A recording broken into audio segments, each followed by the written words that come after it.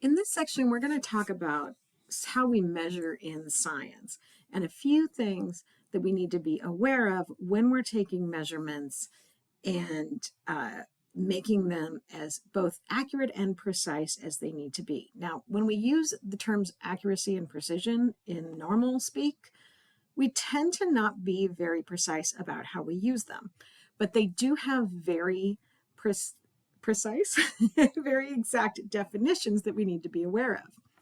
Accuracy, how accurate a measurement is, reflects how close the measurement is to the true value in nature. So if something is actually 5.30 centimeters long and you measure it as 5.1 centimeters long, your measurement is not accurate. It's inaccurate, right? The correct measurement is 5.30 centimeters. If you measured it at 5.30 centimeters, then your measurement is accurate. So we always want to make sure that the measurements we take are as accurate as possible. We also want our measurements to be precise. Precision reflects how close different measurements are to each other when we use the same instrument.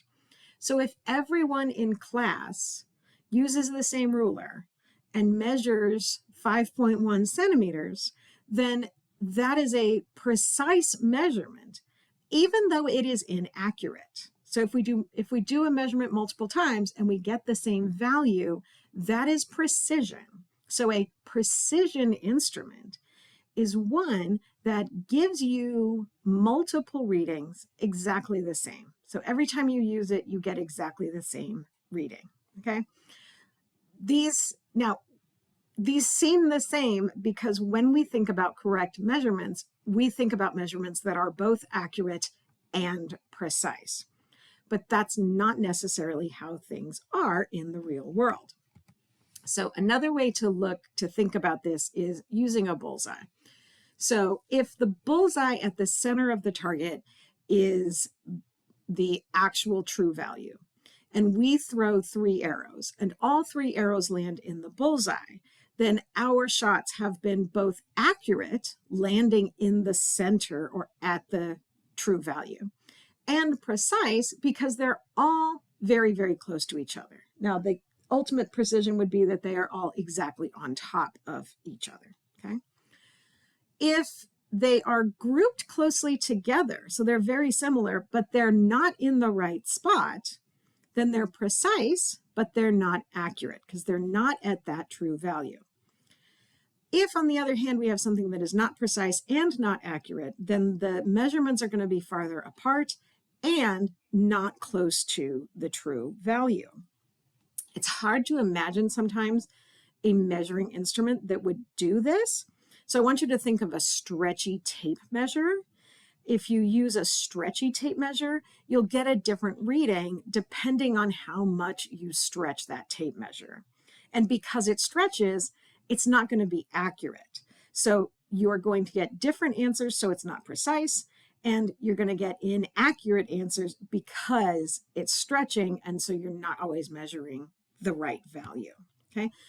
In the lab, we have a very useful piece of glassware that we are going to use all the time, but it is not particularly accurate or precise, and that's the beaker. This is a 250 milliliter beaker. And if you measure 100 milliliters with this, you're going to get about 100 milliliters, but it's probably not going to be exactly 100 milliliters because beakers aren't precision measuring instruments. They're more for mixing.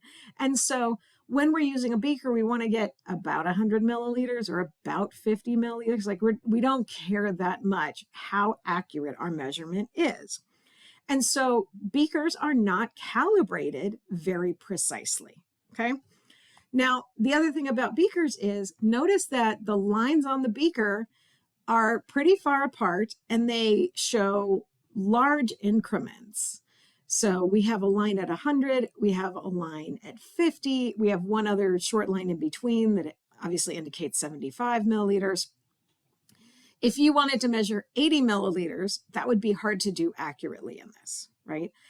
And the other thing is, because the lines on a beaker tend to be fairly thick, it's very hard to get exactly a measurement because it's hard to tell whether the measurement you're getting is right on the line, or is it maybe a little bit higher within that line or lower within that line, because the line itself is very thick.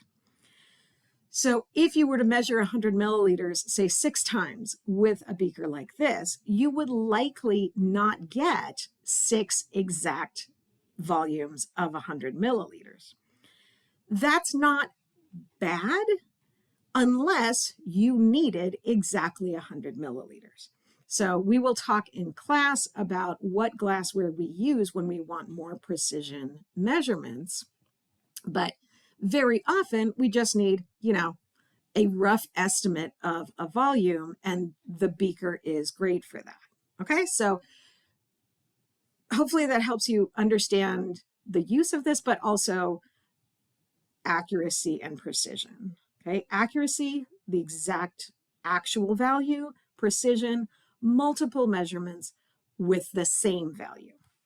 Now, all measurements, regardless of how precise your instrument and how good you are measuring, are going to have what we call error. Now, when we normally hear the word error, we're like, you screwed up. And that is not what error means in this scientific context.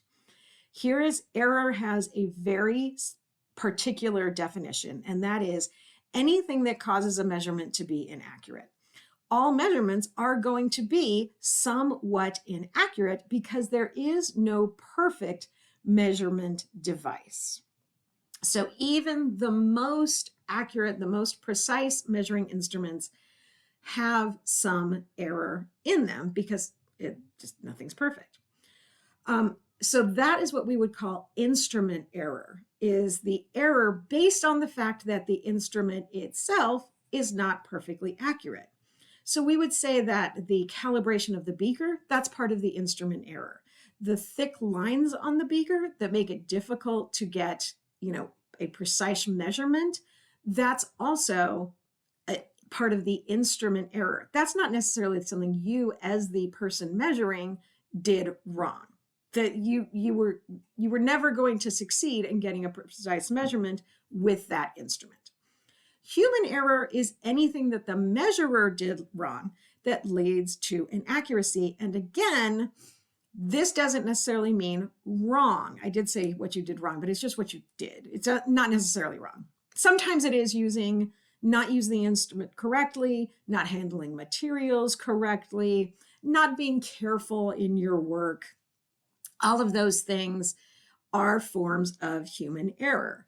But there's another form of human error that there's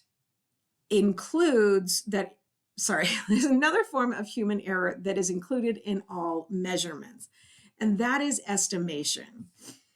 So here we have a volume of liquid in what we call a graduated cylinder, and this is a much more accurate way to measure volume. And you can see that this graduated cylinder, the blue is water in this. The markings are milliliters, and we have lines at 5, 10, 15, 20, and 25 milliliters. And you can see the surface of the water is curved, and that curve is called a meniscus. And that is a word that just means the curve on the surface of a liquid. Notice that the volume of water in this graduated cylinder is between 21 and 22 milliliters. The line for 20 is the line under the number 20, okay? So the line over the number 20 is 21, and then the next one will be 22. So if you said that the volume of water is 20 milliliters, you would be incorrect. If you said it's 21, you would be incorrect. It is somewhere between 21 and 22. But because there's 1 milliliter between markings on this graduated cylinder, you cannot say precisely what the measurement is between 21 and 22.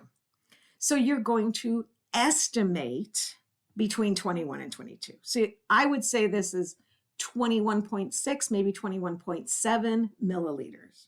So that measurement is partly accurate. We know it's at least 21 milliliters, and partly estimated, the 0.6 or 7. I'm going to go with 7. So if we say it's 21.7 milliliters, the 21 we are certain about because that is indicated by the markings on the instrument. The 0.7 we are estimating. Now you may be thinking, shouldn't we just not estimate? But there is always estimation involved. And in fact, when you make a measurement, you are going to measure make a measurement that includes an estimation. So in this case, you would have 21.7 would be the correct estimation, the correct number of numbers in the estimation. Let's say that instead of being directly on or between the lines, that our meniscus, the bottom of our meniscus, is directly on the 22 milliliter line, you would be saying that it's at 22 milliliters, and you would be estimating that it is not higher than 22 milliliters. So you would have to actually add another 0.0 to indicate the estimation. So 22.0 would be the correct estimate if the blue line were here at the 22 milliliter marking. So hopefully that makes sense. We're going to go over this again in class. I just want you to be aware of that and think about that as you're thinking about measurements, okay? So remember, there's instrument error and there is human error, and there is always instrument and human error, even if you have done absolutely everything correctly with the most accurate instrument you have available, okay? All right, so that's that for this, and I will see you in class when we will actually make some measurements.